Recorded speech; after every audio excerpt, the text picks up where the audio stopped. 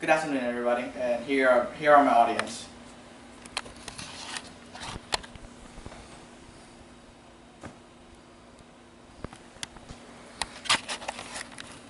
According to Wall Street 24/7 website, Netflix in the first quarter of 2014 has recorded 6.5 billion hours that viewers spend on their site.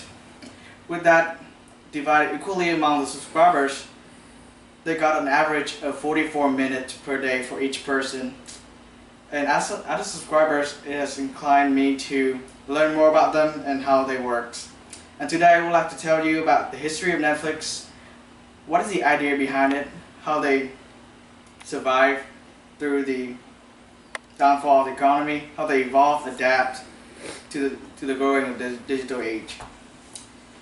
So the name Netflix for most people is pretty brand new. For them, it's just only about 4 or 5 years been around, but they actually been around since the 90s. The company started in the 1997, so it's been around almost 2 decades, and it's still a fairly young company. It's designed to be a competitor to Blockbusters, renting out DVDs and movies online for limited for lowly monthly subscriptions, according to their PR website. It launches the unlimited DVDs in the 1999. In the sea of doubt and criticism that the company will fail from competitors. No one would have thought that it would work, since in the 90s and the late 90s and the early 2000s, most family has VHS and DVD players, and their rental place and their like Blockbusters and Redbox are practically everywhere.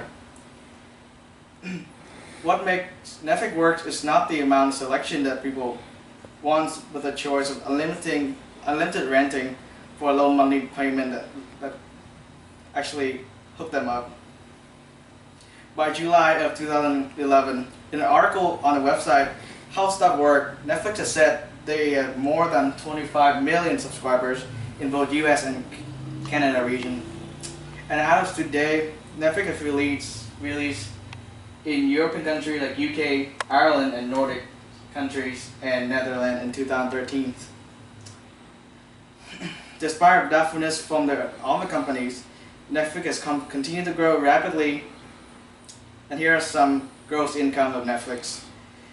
Sales and revenue of Netflix has been in the billions since 2008, and has hit 5.5 billion as of 2014, and is still growing this year. Due to some changes, the gross income of the company dropped a few million in 2012 because of the development of streaming movie instead of renting movie out.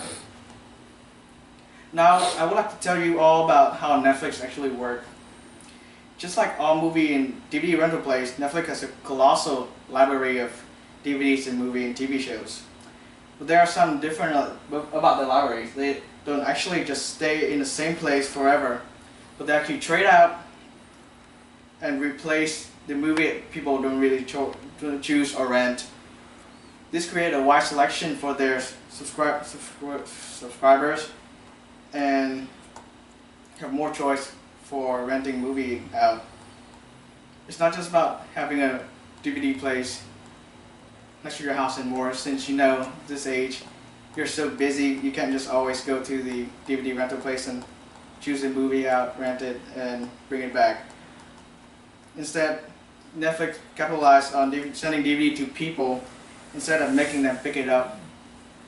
As time goes by, as technology moves away from storing data on a circular object to a cloud, a server, instead of actually having to manage and maintain the physical data, Netflix is one step ahead of the competitors and introduces streaming video online on a computer.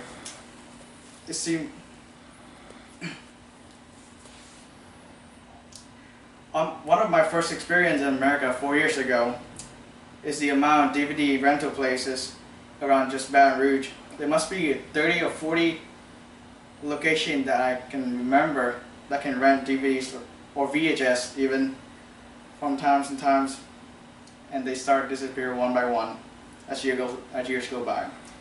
In 2007, Netflix has more than 4.2 million subscribers and just now introduced video streaming on the internet. They've realized before the competitors time for this. As technology rises to more compact and smaller, thinner design, people will not always bring a Walkman or a DVD player everywhere they go.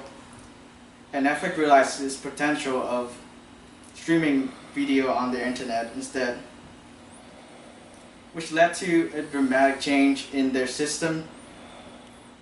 In the course of 3 years, they changed from excluding DVDs to just streaming online,